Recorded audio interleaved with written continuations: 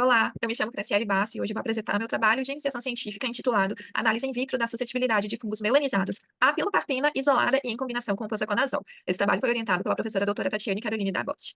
Bem, a melanina, ela é um composto encontrado em vários micro-organismos e também em animais. Ela garante aí, ela tem uma estabilidade, uma resistência a processos destrutivos e isso não seria diferente nos fungos. Os fungos que possuem em sua parede celular a melanina, ela serve como um fator de virulência. Ela acaba protegendo esses fungos contra radicais livres, metais tóxicos, dessecação e radiação.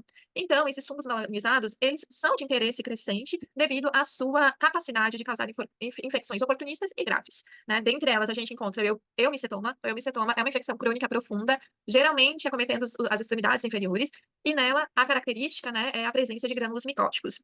Já a cromoblastomicose, que é a alvo de estudo, né, desse estudo, ela é uma infecção fúngica desafiadora e ela não tem uma terapia padrão ouro, que justifica esse estudo, né? Nessa apresentação, os fungos eles produzem corpos escleróticos, que são característicos, isso é visualizado na histologia, e essa cromoblastomicose ela é geralmente vista em áreas tropicais, que é o nosso caso. A outra apresentação é a fleufumicose, ela é uma infecção, na verdade, esse termo ele é reservado para o restante das síndromes clínicas causadas por esses fungos melanizados. Bem, o que a gente tem de tratamento para a cromoblastomicose, né?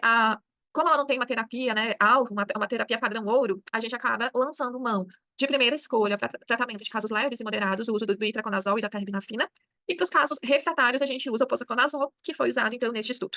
Só que quais são as vantagens, né? Apesar dos casos responderem ao posaconazol, a gente tem algumas desvantagens, que são o alto custo do posaconazol, a baixa disponibilidade, né, os efeitos colaterais, e também a posologia, que ela não é tão bem aceita, já que a gente tem aí apresentações de 100 miligramas do posaconazol e o tratamento aí da cromoplastomicose vai precisar de 800 miligramas por dia, num período aí mínimo de 10 a 15 dias de tratamento. Então, não é uma posologia fácil, né, de adesão.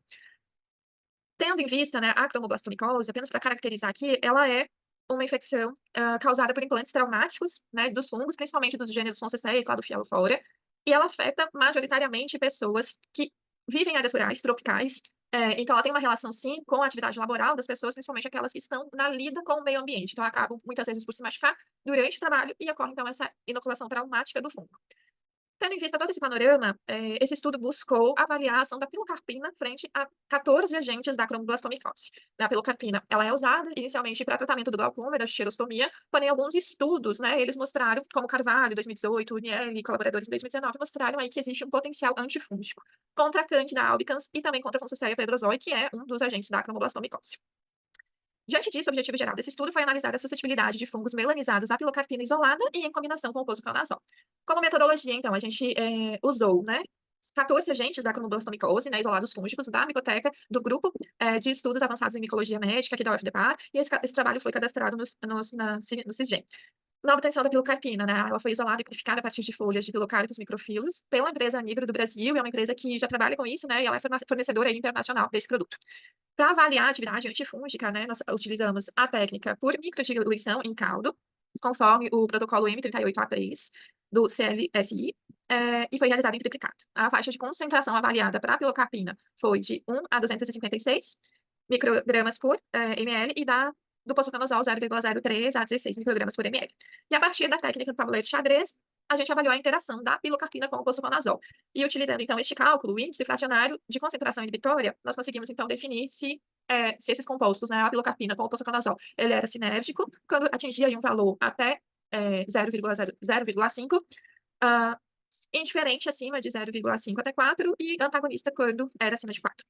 Bem, então, como eu falei anteriormente, né, esses foram os 14 agentes da cromoblastomicose avaliados, né, frente ao posaconazol isolado, a pilocarpina isolada e em combinação, posaconazol com pilocarpina. Então, a gente consegue observar nessa tabela que que o posaconazol teve, né, uma atividade frente a todos os agentes da cromoblastomicose, e a pilocarpina isolada não, né, até na sua maior concentração, né, todos foram testados até a sua maior concentração, que é 256, nenhum respondeu à pilocarpina isolada. Porém, quando a gente olha esses dados em combinação, a gente consegue observar que 8 agentes desses 14 que foram avaliados, eles apresentaram sim uma sinergia, então utilizando o posaconazol junto com a pilocarpina. Isso mostra pra gente, então, que a gente tem sim uma sinergia in vitro usando o posaconazol e a pilocarpina. Esse dado, ele é um dado importante porque ele mostra, né, um potencial aí para redução de custos desse tratamento, né, usando esses dois fármacos. Então, ele pode sim otimizar o tratamento e mitigar altos custos do posaconazol e também mostra uma melhoria da eficácia, né? A combinação ela pode sim aumentar a eficácia do tratamento e reduzir também efeitos adversos, né? Então, como conclusão, embora a pilocarpina não tenha sido eficaz isoladamente, a combinação com o posaconazol se mostrou promissora para o tratamento de agentes fúngicos melanizados envolvidos na cronoblastomicose. Esse resultado ele sugere uma estratégia terapêutica potencial que pode otimizar o tratamento, reduzir custos, mitigar efeitos adversos e aumentar a eficácia do tratamento. Essas foram as referências utilizadas. Eu aproveito aqui para agradecer o GEMICO, ao FDPAR, por disponibilizar esse momento e oportunidade da iniciação científica, e também à Nitro, que foi a empresa responsável pela pilocarpina. Muito obrigada.